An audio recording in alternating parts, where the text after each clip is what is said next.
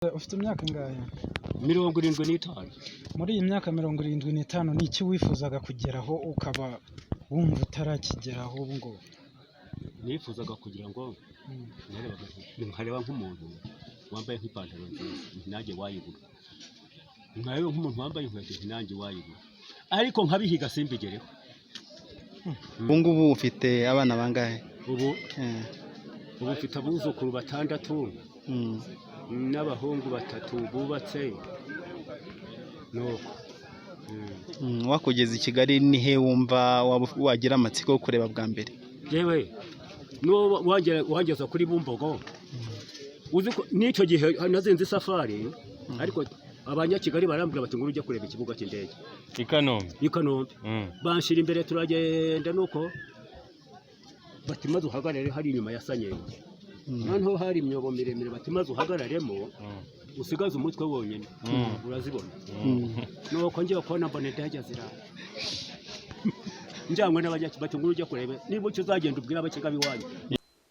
Ageze mu zabukuru, yabonye byinshi, ibyiza n'ibibi, ariko aracyafite agatege. Ni umukambwe w'imvi z'uruyenzi nk'uko mubireba. Atuye mu mudugudu wa Rugarama, akagari ka Jamba, umurenge wa Nyamiyaga mu karere ka Gicumbi. Hari byinshi atabashije kugeraho mu buzima bwe, ariko aracyasunika agerageza kugira ngo yibesheho mu gihe Imana ikimutije ubuzima.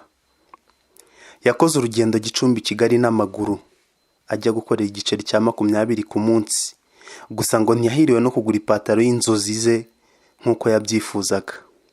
Agasusuruko TV twasuye umusazi we mu rugo, atubwira urugendo rwe kuva mu busore bwe kugeza ubu ngubu, ndetse anatunyuriramo muri make uko kuri icyo gihe bakoraga umuhango wo kubandwa.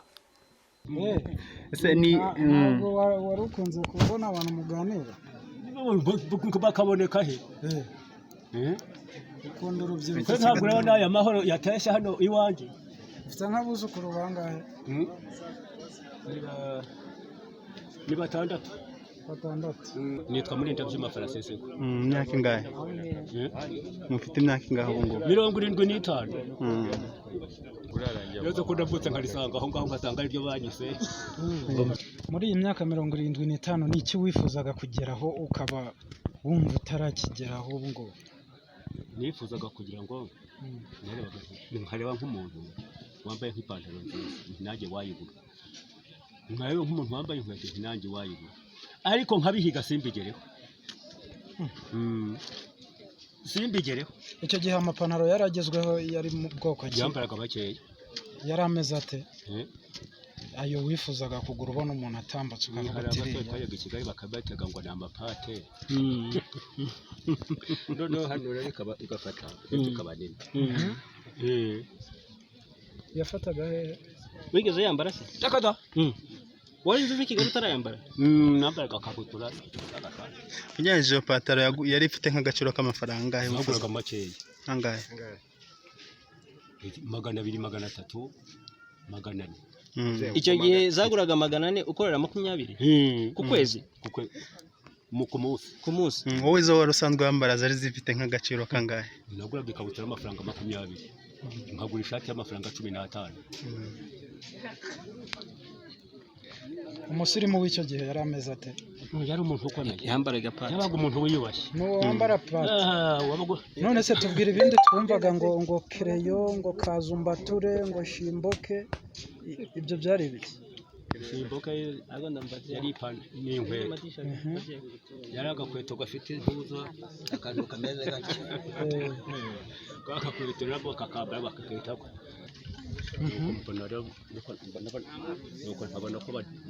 Wakoraga ibiki? Guhinga. Kigali barahinze? Mu giturage. Okay. Hari Kigali mu bihe bice? Za Bumbogo. Bumbogo. Hanyuma umuceri watambuka ukabona bari kuburobanura se? Umuceri ahubwo baratubwiraga tukajya no kusarura mu bishanga ku bibuga y'Ikabuye. Hari hose urahazi? Tukabona naho imashini ziwutonora. Muri 62 na 2 na 3. Ariko kugira ngo uzakozemo ikiyiko byabaga nasi Kigali baryaga iki icyo gihe ni umuceri ariko twebwe batwitaga abakiga ngo ntabwo twabishobora bakabagaburira iki wanamuhingira akaguha ibindi ariko ntaguha umuceri nk'ibihe babahaga ibijumba ibishyimbo ibitoki mwamuze mu buzima wanyuzemo n'iki wumva wabonye kitakwibagirana kitasibangana mu mutwe wawe mu buzima ikintu nabonye kitasibangana ni ukubahana n'icyubahiro mu bantu kubahana no gukundana nibyo bitazasibangana ku isi n'ubwumvikane bw'umuntu kumvikana na mugenzi we naho ibindi byagiye bisaza ariko icyubahiro gukundana kubana kumvikana ibyo bintu numva mu buzima bwanjye azasazana nabyo abato b'icyo gihe nabo ubu ngubu ubona bimeze bite abo ubu ngubu bafite agaciro gute umuto w'ubu ngubu arashakisha yamara gushakisha ikintu yakibona agahamagara uriya mukene nawe w'umusore akamwigisha kora aka karimo akamuha n'intangiriro akitangirira kuri iki akamufasha nawe akazamuka icyo gihe se byari bimeze gute igihe cyane icyo gihe kwari kwirwariza ntawafashaga mugenzi ubwo se icyo gihe wavukanaga na bangahe icyo gihe ujya i Kigali wari ufite barumuna bawe cyangwa bakuru bawe bari bahari bari ntacyo wigeze ubafasha njyewe ntarifashije ariko urumva ko nabaga mu buhanya ariko abiki gihe uravuze ko yazaga akakwereka akarimo akakwigisha nawe icyo yakoraga nawe ukakimenya wowe se ko utigeze ubigisha n'umuntu w'ubu ngubu afite amafaranga ari umusore arareba mugenzi we aho yatagaye akamuguriza akamushyira mu mushinga jya muri uriya mushinga bivuga ngo icyo gihe nta rukundo rwahabaga none icyo gihe se wayakwari kwirwariza nini byategwaga n'iki abantu bari bake kandi ikintu cyari kiriho ni ubuhinzi gusa nta gucuruza byabagamo nta korora kwabagaho bororaga abantu bakeya umusore w'ubu ngubu aramara gufata intera akayishyiramo mugenzi we akamucengezamo umutwe kuri iki ngiki yabona agashyirahamwe ugiye muri kariya gashyirahamwe waguze kariya gakoko akamwereka uko akubakira akamwereka uko ejo mu gitondo ukabona yaguze imodoka hanyuma muze kuri icyo gihe watubwiye ko icyo wifuzaga ari ipataro ihenze kuri ubu ngubu n'icyo ubona n'iki cy'agaciro ubona wakwifuza kugeraho muri iki gihe muri iki gihe wampa agatungo ngo norore gusa ntakugira mfite agahene kamwe ushaka ka kabiri abo wagwampa ka kabiri none se hano ihene igura angahe ihene kwiri mu bihumbi 40 bihenda cyane se kuruta i Kigali kwiri mu bihumbi 40 ihene ko naho birutswa no kuyigura i Kigali zirahenda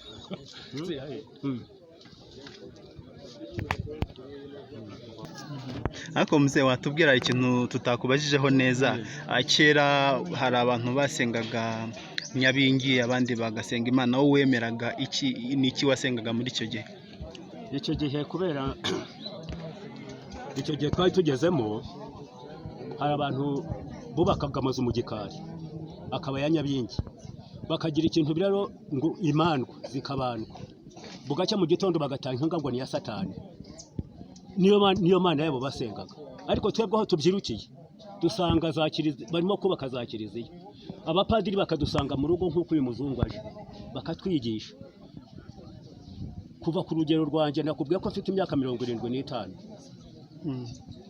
icyo gihe hariho kubandwa abandi bakajya kwiga none ubu byaracitse nawe warabikoze hose muze warabandwe kubandwa nigeze mbijyamo kera nigeze mbijyamo mwabigenzaga gute mubandwa mwabikoraga bashakaga inzoga bamara gushaka inzoga bakazenga bakagira ikintu bita ikinyuguri n'inzogera bamara kubishaka noneho byageza n'injoro bakagira ngo n'ukwatura abana ariko kubatiza mu madini noneho abana bawe bose ukabakumva hakaba hari umuntu waragurije ugomba kuzabyara abo bana akazazana n'umugore we n'abandi bantu batoye nuko bagatangira bakabandwa bamara kubandwa mu gitondo bakabakubita ikintu bita icyuhagiro ubwo abana bakaba ngo barejejwe icyuhagiro ni igikimuze ni ibiti bashakaga bagashyira mu ruhu uruho rutamenetseho bagashaka inkwi bagashyiramo nuko bakabahageza mu gitondo. ubona iyo migenzo ari iki yafashaga sosiyete y'icyo gihe, umuryango nyarwanda w'icyo gihe? Ntacyo yafashaga, kwari kugaburira satani kuko satani yabagaho, none ubu barayirwanyije, amadini yarirwanyije ayatsinda. Nyuma satani yabagaho, yateraga mu rugo hari abana ikabatereza amavunja ikabatereza inda, wajya kubona ukabona umuntu ahuye n'ibyago yajya guterekera cyo yabandwa yatanga inka yatanga ihene babana bagakira. Satani yahoze weruka Kigali rya rwose pe. Nizihe ngaruka ubona abantu bageraga kubera ko batubahirije bimwe mu byo bari baremeranyije mu masezerano bagize muri iyo migenzo bakoraga? Mu migenzo bakoraga nizihe ngaruka zashobora kuba zagera ku baturage igihe batubahirije ibyo biyemeje mu migenzo bakora? Ibyo biyemezaga kuri satani bageze bake bajya kusenga, baswirwa insengero, bamwe bajya mu badiventisi, abandi bajya muri gatolika, abandi bajya mu yandi madini, amadini ni menshi. Satani buri amahwema barayitsinze satani. Mperuka i Kigali muri 67. Ubuze ukuntu ameze muri 37 nibwo mperuka i Kigali. Uzi ukuntu wameze, uzi ukuntu ameze. Reka bajya bandahira, bajya bandahira batugeze i Kigali, ntabwo baza bambwira ko ari amahanga. Icyo gihe ni nk'utuye duce wabashije kugeramo? Nabaye hariya hahoze ari muri komine Gikomero, muri komine Gikomero narahabaye, ariko nahamaze nk'imyaka 2, ariko ntabayo gusa naratahaga. Ese ubundi abantu b'i Kigali wajyaga Gikomero ugataha Gicumbi? Mwahingaga i Kigali? Twajyaga guhinga tubina mugataha Gicumbi 20 no bahingira 10. Mwajyaga guhinga i Kigali? Hanyuma se muze ako kazi ko guhinga uva Gicumbi ujya guhinga i Kigali wagakoze nk'imyaka ingahe? 2. Ariko nkataha namara ibyumweru 3 nkataha, nkamara icyumweru nkongera nkasubirayo. Hanyuma ayo mafaranga mu bintu bifatika ni nk'iki yaba yaragufashije? Ari imitungo baraguze nko muri ayo mafaranga 20 wakoraga ku munsi? Narayakoreye, maze kuyakorera ndaza hari ahantu naguze agapimo k'ikawa, agapimo n'ubu niko mfite, kandi nongeye kuguramo inka nanone kuko nta nka yarenzaga 2,000. Ndongera ngura inka ibyaye 2 nk'irapfa n'izayo zose. Ubu ngubu ufite abana bangahe? Ubu mfite abuzukuru 6 n'abahungu 3 bubatse. Wakugeza i Kigali ni he wumva wagira amatsiko yo kureba bwa mbere? Yewe wangeza kuri Bumbogo, uzi ko n'icyo gihe nazenze safari, ariko abanyakigali barambwira bati ngo ujye kureba ikibuga cy'indege i Kanombe. Banshira imbere turagenda, nuko bati maze uhagarare hari inyuma ya Sanyeyo, noneho hari imyobo miremire, bati maze uhagararemo usigaze umutwe wonyine urazibona. Nuko ngiye kubona mbona indege zirara, njyanywe n'abanyaki bati ngo ujye kureba niba icyo uzagenda ubwira abakigabi wanyu. Muri 6 kanga y'indege zaragwa 62 zari zihari. Hanyuma byagutwara urugendo rwo kuva Igicumbi ujya gukorera i Kigali byagutwaraga amasanga? Twararaga inaha tukara dutashye ahantu muri komine Gikomero, dutashye ugacu gacumbukura mu masaa 2 saa 3 ukaba uri mu mujyi, ariko mu mujyi kujyamo bahadutinyishaga muticwa n'imodoka, kereka ufite uwaho mukajyana. Kuko n'umusaza umureka ruhu kandi akayogera k'umutuku, maze bijye bikorohera kubona video dushyiraho ku buryo bwihuse. Turagushimiye wowe wakurikiye Agasusuruko TV.